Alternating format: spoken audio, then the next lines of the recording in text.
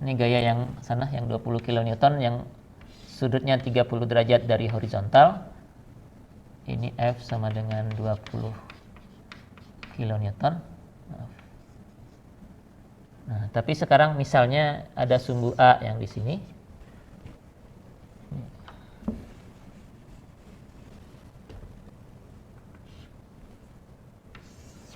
Ini sumbu A. Berapa sudutnya? Ya katakan 30 derajat lagi ya. Kemudian ada sumbu B-nya berapa ya? Sumbu B-nya sini aja.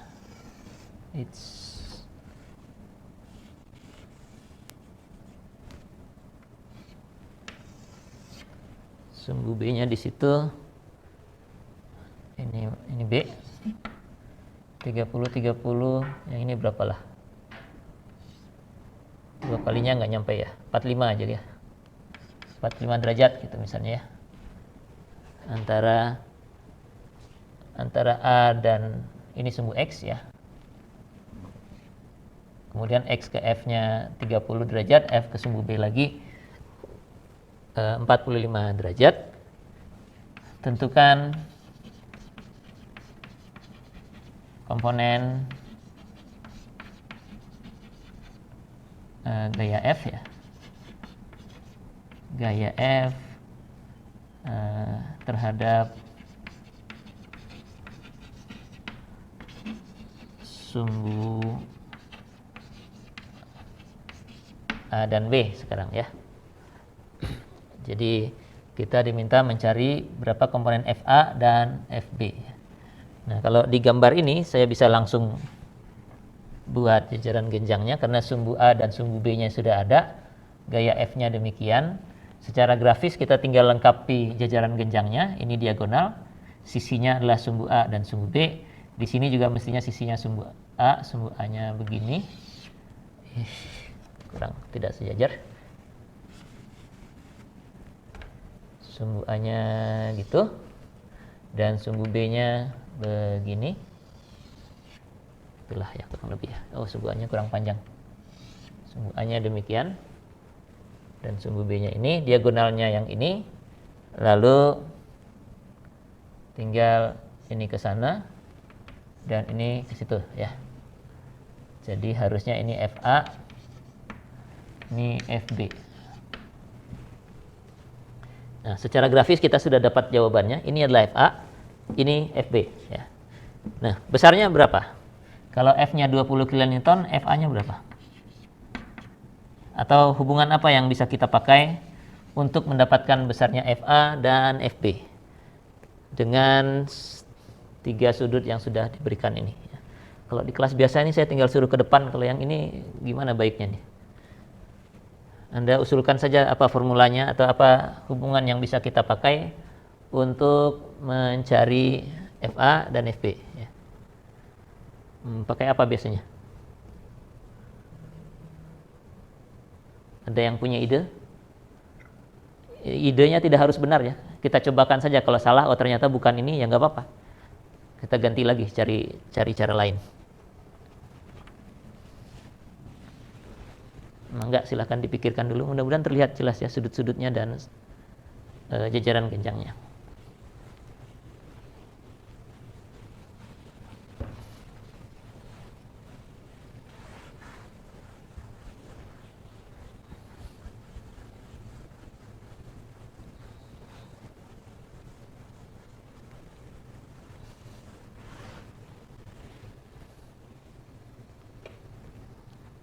Mungkin kalau mau lebih jelas saya ambil salah satu segitiga aja ya. Yang ini F, FA dan yang sejajar dengan ini. Jadi F-nya ke sana, kemudian FA-nya ke bawah sini.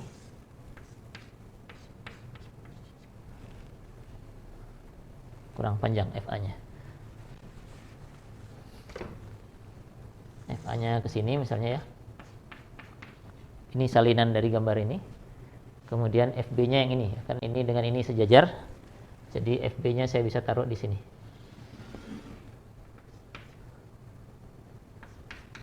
FB ya. Saya pindahkan gaya F, gaya FA, dan gaya FB-nya ke satu segitiga saja, agar sudut-sudutnya bisa kita gambarkan di sini. Ini antara FA dengan F itu ada 30 dan 30. Jadi yang ini 60 derajat. Dua yang lain berapa? Dua yang lain berapa? Ada yang punya ide cara menghitung sudut yang lain? Atau dengan ini saja sudah bisa dihitung belum? Perlu satu lagi kayaknya. Pakai apa? Saya kurang dengar. Aturan sinus. Aturan sinusnya apa? Coba Anda pandu saya. F. Menggunakan huruf-huruf ini dan sudut aja dulu. Gimana bunyinya aturan sinus? Kalau aturan sinus bukannya Anda perlu F? F yang mana? Ini yang putus-putus saya atau Anda? Dipencet spasinya tapi dipencet terus selama ngomong. Nanti setelah ngomong baru dilepas lagi spasinya. Kalau enggak langsung mute lagi nanti. Aturan sinus itu apa? Panjangnya ini dibagi FB per sin 60 derajat. Yang ininya sih oke. Nah, satunya lagi apa? Harusnya kalau ini FB, yang ini harus F ya. Kalau Anda pakai FA nih dua-duanya sama-sama nggak diketahui. Yang ini harus F ya. Kalau mau pakai F, yang ini Anda harus tahu nih berapa. Berapa itu? Berapa itu?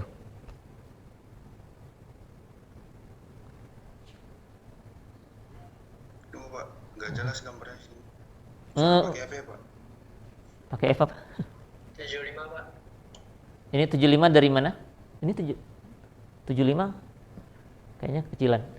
Ini dari sini lihatnya mungkin barangkali. Ini tadi kan kita buat ini 30 jadi 60, yang ini 45. Itu sudut antara F dengan FB ya. Jadi kalau ini 45, terus yang lain yang mana yang bisa kita pakai?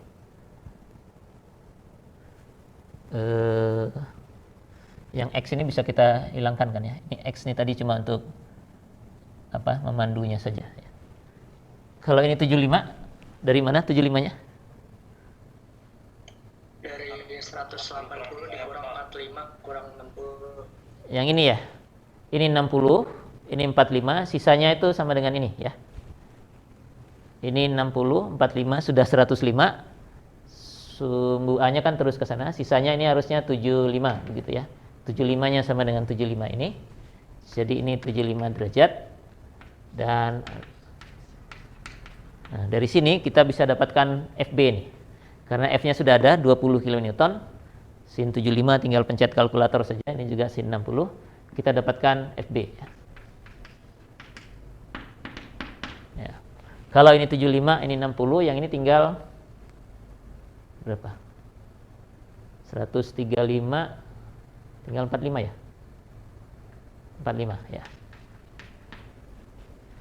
Tinggal 45. Jadi dengan aturan sinus yang lain, kita bisa tuliskan FA per sinus 45 derajat sama dengan F per sin 75 derajat. Dari sini kita dapatkan FA ya. Jadi secara analitis kita mestinya bisa mencari besarnya masing-masing komponen gaya ini dengan memanfaatkan aturan sinus, atau mungkin di bentuk yang lain bisa aturan kosinus. Kosinus biasanya untuk penjumlahan sih ya. Ya antara dua itu saja. Ya. Oke. Begitu tentang komponen.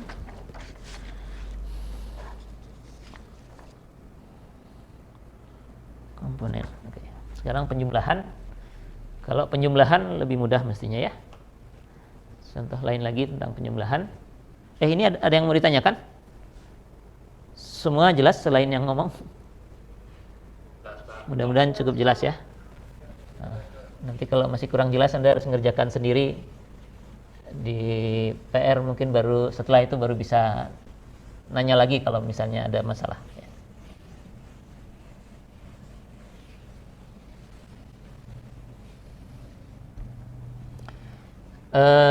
Kalau penjumlahan Secara grafis mudah tadi seperti digambarkan. Kalau saya punya satu gaya yang tadi lagi aja, ini F 20 kN, lalu ada F yang satu ya, ini F2 30 kN, yang ini tadi 30 derajat, yang ini tadi 3:4 ya, 3:4 begitu yang di soal sebelumnya.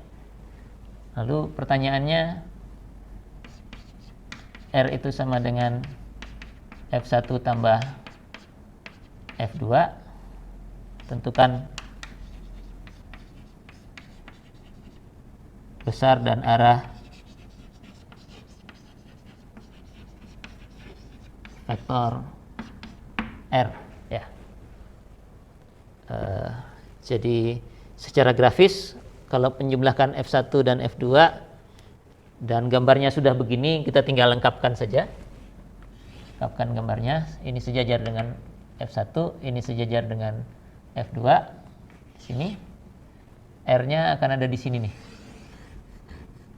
Ini R yang diminta ya di soalnya ya. Jadi dikasih F1 dengan posisinya dengan arahnya 30 derajat dari horizontal, kemudian F2 kemiringannya 4:3, 3:4. Ya, tergantung Anda baca horizontal banding vertikal atau vertikal banding horizontal. Kemudian Anda diminta menjumlahkan. Secara grafis angkanya begini. Kalau kita pakai skala misalnya 20 ini 20 cm, ini 30 cm, nanti tinggal mengukur R aja. Akan dapat besarnya R, arahnya ya gini sesuai gambar ini ya. Tinggal kalau ini skala 30 derajatnya dan kemiringannya tinggal diukur saja sudutnya. Namun secara analitis bagaimana nih mencari R kalau kayak begini? Nilainya atau besarnya dan arahnya ya. Gimana mencari nilainya? Pakai aturan yang mana ya?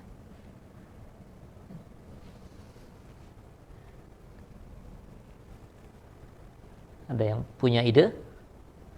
Nah, kalau begini mungkin ada perlunya, kalau mau cari aturannya yang langsung ya, aturan kosinus misalnya, mungkin ada perlunya Anda mengubah kemiringan 3:4 ini menjadi sudut dulu ya. Ya, kalau mau dicari sudutnya langsung. Jadi 3:4 itu sudutnya berapa? Sudut yang ini ya. Kalau ini 30, yang ini saya katakan theta. Theta berapa? Theta 37? Enggak, lebih tinggi. Ini lebih dari 45 mestinya kan. 53. Jadi theta itu tangan min 1 4/3 ya. Dapatnya berapa? 53 derajat kurang lebih lah gitu ya. Oke. Kalau ini 53 berarti sudut di antara mana yang perlu kita sudutnya? Seperti biasa kita bikin segitiganya saja ya. Ini dengan ini misalnya. Lihat segitiga yang ini saja. Kalau ini yang mana?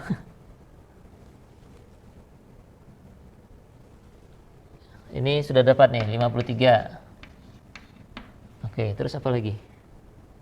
Sudut di antara keduanya ya sisanya gitu ya. Kalau ini 30, ini 53, 83. Ini sih 100 enggak sampai 100, 97 gitu ya. 83 ini 97. Nah, enggak usah ditulis lah, itu 97. Tapi dari segitiganya gimana?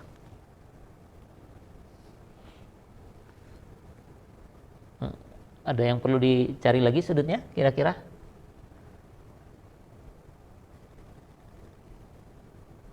Atau malah nggak perlu sudutnya? Kalau untuk aturan kosinus perlu apa? Perlu sudut yang mana? Kalau ini F1, ini juga F2 kalau saya gambar di sini. Ini F1,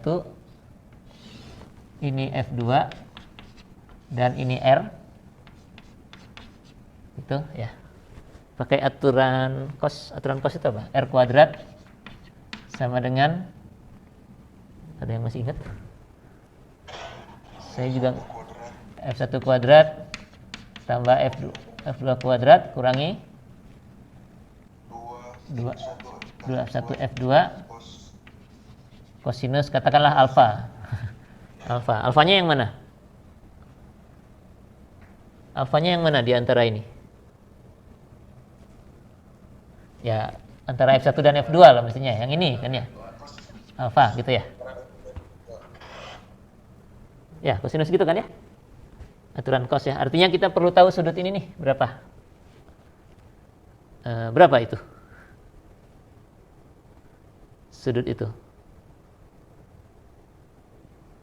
Alfanya.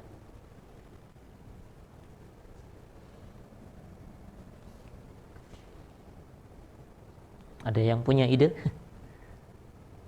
Sudut ini itu adalah sudut alfa yang mau kita pakai di sana. Kalau alfanya diketahui, Anda tinggal masukkan F1, masukkan F2, jadi deh. R-nya kita peroleh ya. Jadi paling tidak besarnya kita dapatkan. Arahnya nanti kita cari lagi. Alfanya 83 ya Pak? 83. Carinya dari mana? Karena saya juga nggak ngapalin jauh. 10 ditambah 53. 53 itu yang ini. Jadi kalau saya potong gitu ya, di sini ya, horizontal gitu, ini 53 ya. Ini 53 derajat ya, karena ini dengan ini sejajar, terus ini horizontal, jadi ini 53. Lalu yang bawahnya ini, itu berseberangan dengan yang ini kan ya, seberang gitu. Jadi kalau ini 30 dengan horizontal, yang ini juga 30 ya. Jadi alfa sama dengan 83 derajat, kita akan dapatkan R ya. Ya. Tinggal masukkan angkanya saja. 20 kN di sini, 30 kN di sini, 83 derajat di situ ya.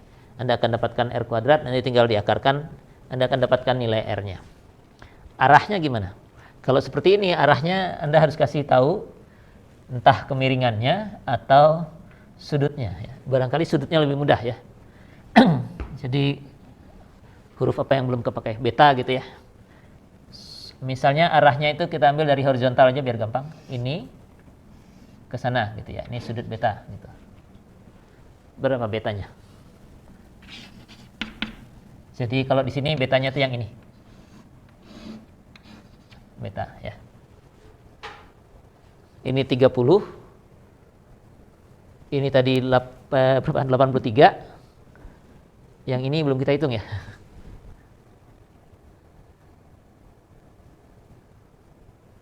Ini tadi 97 dua-duanya ya. Oke, ada yang punya ide lagi bagaimana mencari betanya untuk menunjukkan arah dari vektor gaya R yang merupakan penjumlahan F1 dan F2 ya. Saya nunggu nih. Betanya berapa?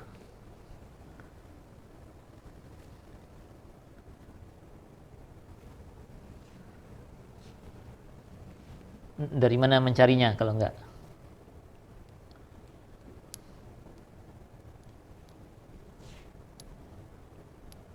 Ini tadi juga bukan. Mana ya? Belum ya. Yang ini saya hapus dulu biar tidak ketuker.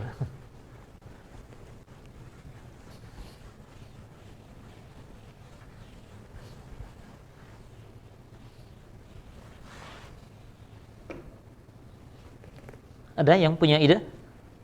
Gak ada satupun dari 50 berapa ini? 51 Anda semua?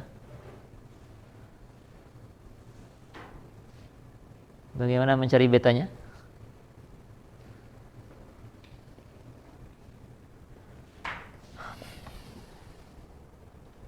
Kan tahu sisi-sisinya kan Pak? Oke, kalau tahu sisinya jadi sekarang semua sisi sudah kita ketahui. Ini 20. Ini 30, ini kalau Anda pencet kalkulator ada angkanya lah R-nya gitu ya. Tinggal masukkan saja. Semua sisinya sudah diketahui, ini juga sudut ini juga sudah tahu. 83 tadi ya. Jadi pakai aturan sinus sebenarnya juga dapat ya.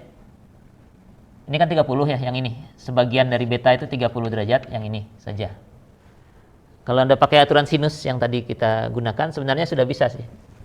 R per sinus alfa yang 83 sama dengan F2 per sinus beta minus 30 derajat misalnya ya. Ini beta, ini 30, jadi sudut yang kecil ini 30 derajat. Dengan aturan sinus ini Anda akan dapatkan beta ini mestinya. Bisa begitu ya. Oke. cukup jelas kira-kira ya, tapi rumit ya. Nah, kita bisa permudah kerja kita yang dari tadi ini dengan memanfaatkan komponen ya. Jadi begini, kalau kita harus menjumlahkan satu vektor, satu set vektor ya. Kalau dalam hal ini dua vektor ya, tapi bisa 3, 4, 5 dan seterusnya. Maka kita bisa jumlahkan komponen-komponennya ya. Jadi kalau F1 tambah F2 itu sama dengan R, itu artinya F1X ditambah F2X akan sama dengan Rx, F1Y ditambah F2Y akan sama dengan Ry ya. Jadi kalau ini kita langsung jumlahkan vektornya entah kemanapun arahnya. Kalau yang ini yang kita jumlahkan komponen-komponennya dulu ya. Jadi dari komponen dalam arah X kita akan dapatkan komponen R dalam arah X. Dari komponen gaya-gaya yang dijumlahkan dalam arah Y kita dapatkan komponen dalam arah Y. Nanti R-nya mana? R-nya tinggal kita gabungkan Rx dan Ry saja ya. Nah, kalau gini lebih mudah karena F1X-nya sudah kita hitung tadi. Ini kan angkanya sama dengan sebelumnya ya. F1X itu adalah F1 yang ini kosinus 30 derajat ya. F2X yang ini arahnya ke sebelah kiri jadinya tandanya jadi kurang. Yang ini ke kanan positif, yang ini kurang. Komponen F2 dalam arah X adalah 3/5, jadi kurangi 3/5 F2.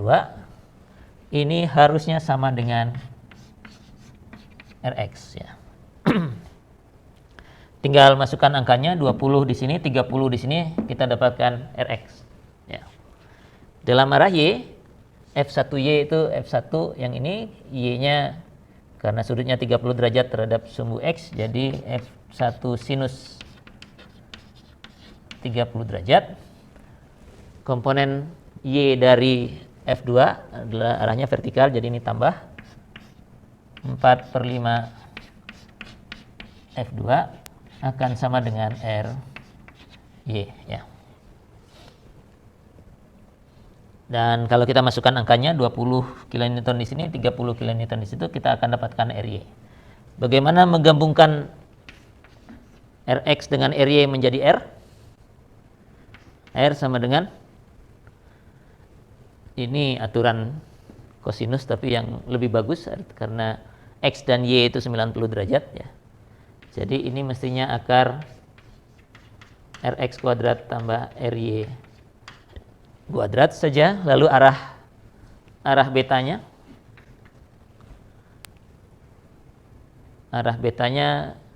karena betanya sudah terhadap sumbu X, arah betanya tinggal tangan min 1 arkus tangan dari Ry per Rx ya.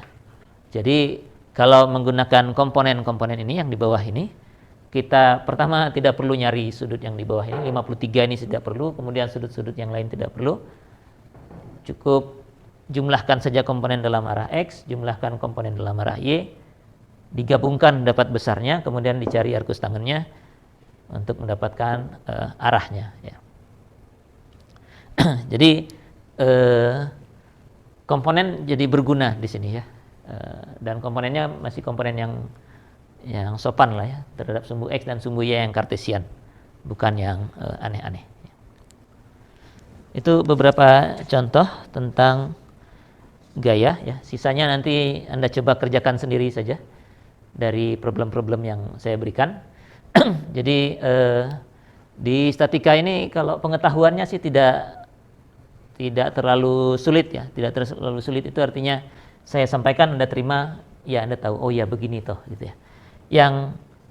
Yang perlu lebih besar porsinya nanti itu adalah latihannya ya. Karena kita berurusan dengan problem-problem, makanya PR bagi saya itu sangat penting dan saya ingin Anda semua melakukannya ya. Jadi meskipun berkelompok, asumsinya semua yang dalam kelompok itu tahu bagaimana mengerjakannya dan pernah mengerjakannya ya. Tahu dan pernah itu berbeda efeknya ya. Kalau pernah mengerjakan itu biasanya pernah salah. Nah, kalau sudah pernah salah jauh lebih mudah mengingatnya daripada cuma tahu saja. Kalau cuma tahu biasanya nggak pernah tahu nanti salahnya di mana ya. Jadi mengerjakan problem menjadi bagian dari proses pembelajaran Anda sebenarnya ya. Kalau pengetahuannya cuma ya begini-begini aja gitu. Nanti setelah maju sedikit ada bangunannya, nambah sedikit dengan keseimbangan. Keseimbangan itu kalau saya sampaikan sekarang itu pokoknya kalau semua gaya dijumlah hasilnya harus 0 ya. Hanya itu ilmunya gitu. Nah, teknisnya mengerjakannya ya seperti ini tadi gitu. Agar 0 harus bagaimana gitu ya. Nah, itu memang harus dikerjakan. Sering mengerjakan akan lebih mudah dan lancar ya. Pengalaman dari kakak-kakak kelas Anda, setelah ujian itu saya tanya ada masalah nggak gitu. Memang soalnya susah gitu. Jawabannya hampir selalu itu bahwa tidak susah gitu. Hanya mereka tidak punya waktu untuk mengerjakannya ya. Jadi keburu habis waktunya. Nah, itu saya selalu sampaikan obatnya itu hanya ya sering mengerjakan gitu. Kalau Anda sering mengerjakan dikasih soal dan kita kerjakan dan Anda kerjakan gitu, atau biasanya setelah ujian saya kerjakan di papan tulis 20 menit beres loh, Anda dikasih 2 jam kok nggak selesai gitu ya. Nah, jadi kebiasaan mengerjakan atau skillnya ini, komponen skillnya akan lebih besar dibanding knowledge-nya ya. Dan oleh karena itu PR saya harapkan dikerjakan gitu ya. Oke, ada pertanyaan sampai di sini? Masih review saja sih sebenarnya. Jadi ngebolak-balik gaya saja, belum ada bangunannya, belum ada bodinya, jadi urusan gayanya dulu. Kita mulai masuk ke efeknya sedikit ya. Yang mana yang bisa dihapus? Ya, ini aja.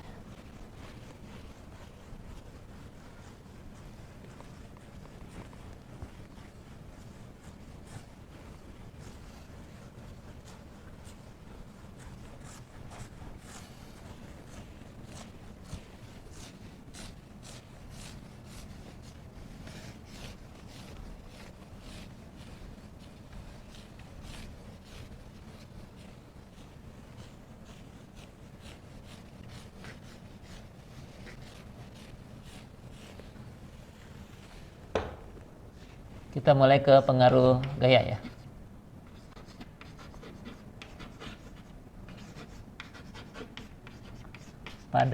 Kita masih ngomong body dulu ya. Kalau nyebutnya body itu masih benda sembarang lah gitu ya. Body benda sembarang gitu. Kalau saya kasih gaya begini, kira-kira apa yang terjadi sama bodinya ini? Adalah yang jawab satu atau dua. Geser ke kanan gitu ya, pindah dia. Kalau didorongnya begini dia geser. Itu, anggap aja bodinya sama lah. Ini kita bicara rigid body aja ya. Jadi geser gitu ya, bukan malah mepet gitu ya, bukan jadi kecil ya, bergeser ke kanan. Oke, selain bergeser ke kanan kira-kira apa lagi? Penyok, Pak, penyok. Nah, kalau penyok itu nanti flexible body, kita nggak bicarakan itu nanti bangunan. Jadi bangunan kita kalau dikasih gaya, bangunannya apalah gitu. Ini aja gitulah, atau jembatan aja yang gampang ya. Ini nanti ke perilaku sih ya. Kalau saya punya ada sungai di sini gitu, saya pasang satu balok aja di sini. Nah, ini udah jadi satu bangunan tanda petik ya. Satu bangunan statika kita. Nah, kalau bangunan ini dikasih gaya, kita nggak akan memperhitungkan dia penyok di sini ya. Karena anggapannya dia rigid ya, kaku gitu. Jadi penyoknya tidak kita bahas di kelas ini. Nanti di semester depan ada ya, mekanika bahan berlaku. Jadi kalau dikasih gaya dia pergi aja ke situ. Soal utuhnya sih tetap utuh. Ya. Tidak ada gangguan yang terjadi di sini gitu. Jadi melengkung ke dalam gitu misalnya enggak ya. Istilahnya itu rigid body ya. Rigid body atau body atau benda atau bangunan yang kaku ya. kita sebutnya kaku. Jadi bukan itu yang diinginkan ya, bukan penyok meskipun itu mungkin terjadi ya. Jadi translasi iya gitu ya. Jadi kalau didorong begini dia akan bergeser. Saya barusan nyebut translasi, kalau ada translasi mestinya ada satu gerakan lagi yang mungkin terjadi, muter ya, rotasi ya. Jadi dia juga bisa muter ya. Kalau muter itu mungkin salah satu titik tetap ya. Katakan saja di sini titik yang ini tetap gitu, A gitu ya. A mudah kelihatan. Jadi kalau A-nya tetap didorong begitu dia akan berputar ya. Putar. Jadi ada dua efeknya ya. Nah, yang menyebabkan translasi itu memang gayanya, dua-duanya sih akibat gayanya. Tapi kalau translasi itu lebih direct dari gayanya karena ada tanda panah gayanya yang ke kanan ini. Ini gaya ini tanda panahnya ke kanan, maka bangun body ini akan gerak ke kanan bersama gaya ini. Ya. Nah, yang rotasi tidak terlalu kelihatan dari tanda panah ini, tapi kelihatannya dari arah panah ini relatif terhadap satu titik yang tetap ya. Misalnya saya tentukan aja yang tetap tuh yang ini yang A. Nah, efek dari gaya terhadap A ini yang menyebabkan dia berotasi itu kita sebut sebagai momen ya. Momen, mudah-mudahan terbaca di sana ya, momen. Momen dari gaya F terhadap titik A ya. Jadi namanya momen. Jadi kalau ada momen dari gaya terhadap satu titik di body, maka body itu cenderung akan berputar akibat gaya tersebut.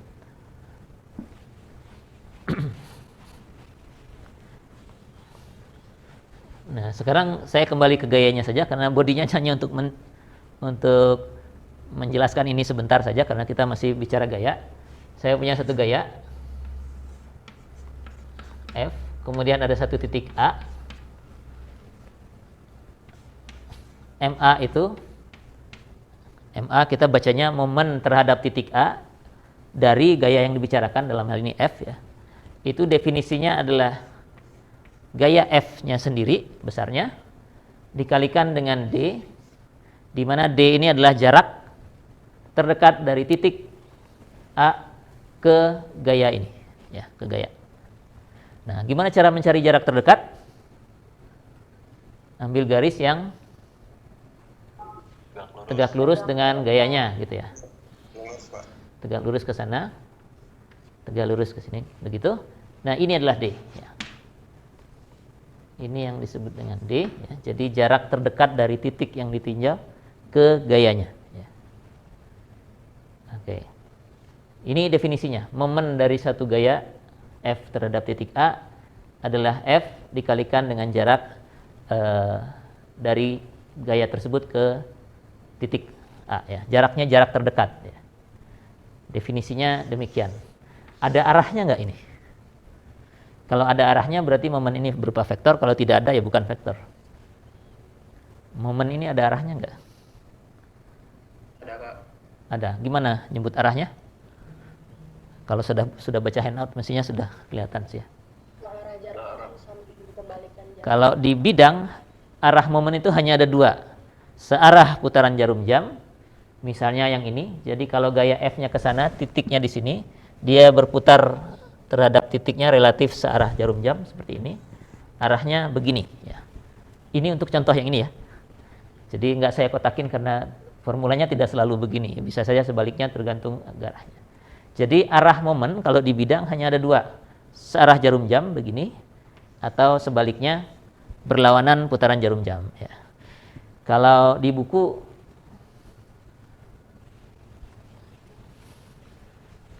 buku yang searah jarum jam itu biasanya ditulisnya CW, mungkin mesin ketiknya nggak bisa menggambarkan atau wordnya susah menggambarkan momen seperti itu. Kalau ditulis tangan sih gampang begini. CW ini namanya clockwise ya.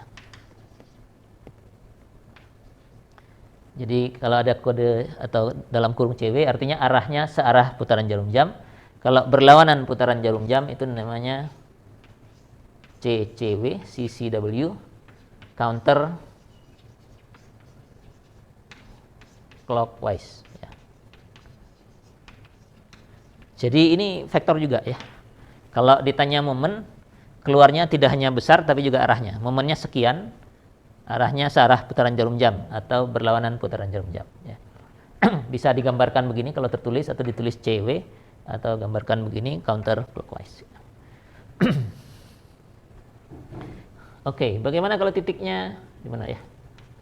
B yang ini. Terus diminta mencari MB.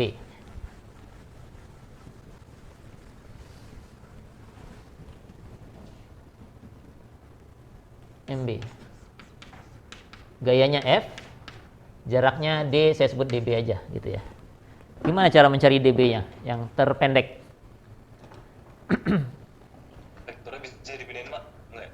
Vektornya bisa dipindahin kemana? Ke depan. Ke depan. B, maksudnya. Ke dekat B, ke sini maksudnya? Bisa pindahin, Pak. Maksudnya, saya tahu maksudnya, ke sini gitu ya. Dipindahkan sepanjang itu. Ya. Istilahnya dulu, yang ini garis ini perpanjangan dari vektor gaya, ini kita sebutnya garis kerja dari gaya ya. Garis kerja gitu ya, garis kerja atau kalau di buku namanya line of action. Ya. Line of action, mudah-mudahan kebaca. Tapi saya sebutkan kok, jadi Anda kalau nggak kebaca dengar aja apa yang saya sampaikan. Nah, D ini kita koreksi sedikit definisinya, bukan jarak terdekat ke gayanya, tapi jarak terdekat ke garis kerja gayanya. Yang lebih benar yang itu. Dan apa yang Anda sampaikan tadi benar. Kalau mau ke gayanya, gayanya harus dipindah dulu ya. Tapi kalau kita bilang ke garis kerjanya, gayanya sih nggak harus dipindah gitu ya. Jarak B-nya saja diambil ke jarak DB-nya saja yang kita ambil ke garis kerja gayanya. Ya. Jadi DB-nya yang ini ya, meskipun gayanya ada di situ. Ya. Kita perpanjang garis kerjanya, kemudian cari saja jarak terdekat dari titik yang ditinjau ke garis kerja gaya tersebut. Ya. Jadi MB-nya sekarang F kali DB. Kalau seperti ini arahnya masih searah jarum jam, gitu ya. Kalau ada C di sebelah sini, nanti baru yang ini jadi DC. DC dan ini tegak lurus, arahnya berlawanan putaran jarum jam ya. Oke. Jadi demikian ya. Jadi Anda harus mencari jarak antara titik yang ditinjau dengan garis kerja dari gaya yang akan kita hitung momennya terhadap titik itu ya. Nah, ini contoh numeriknya sedikit aja. Oh, sebelum contoh ini aja dulu. Apa namanya? Ada yang namanya teorema Varignon ya, Varignon tulisannya.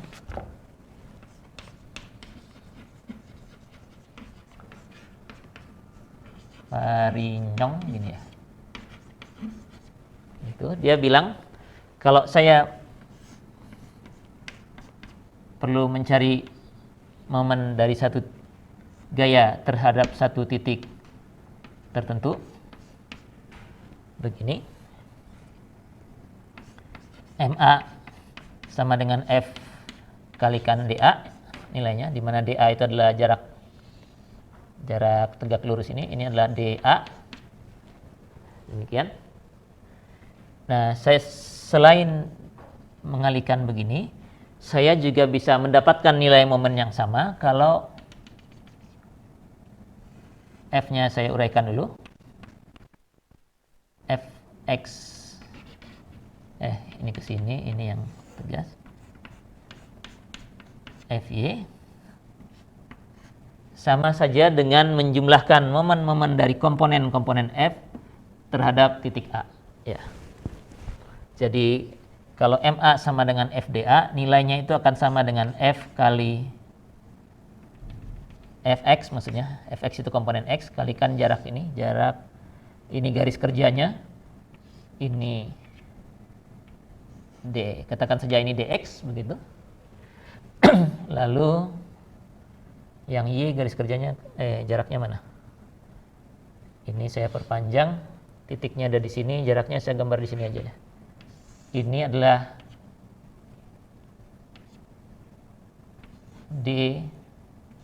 y gitu ya.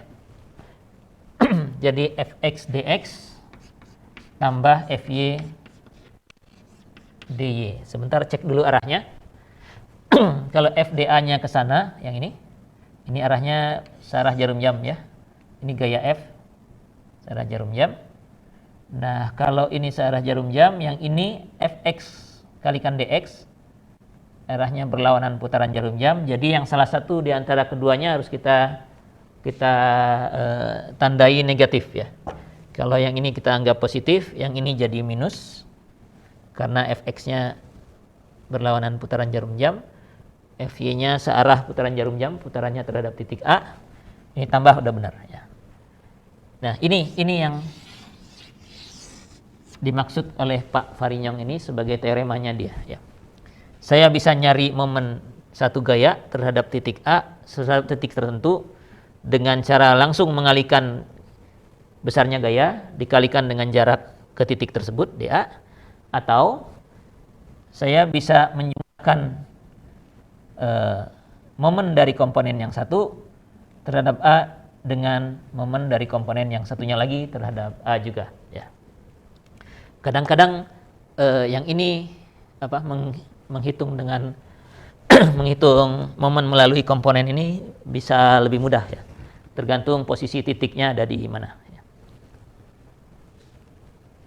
Nah, yang perlu diingat adalah kalau kita sudah menetapkan arah dan Anda perlu menjumlahkan, Anda harus mengikut sertakan arahnya pada penjumlahan tersebut. Terserah yang mana yang dianggap positif karena arahnya cuma dua, searah jarum jam dan berlawanan putaran jarum jam. Kalau yang searah Anda sebut sebagai positif, maka yang berlawanannya harus ditulis sebagai negatif di sana. Atau sebaliknya, kalau mau yang positifnya yang berlawanan putaran jarum jam, yang searahnya harus jadi negatif ya.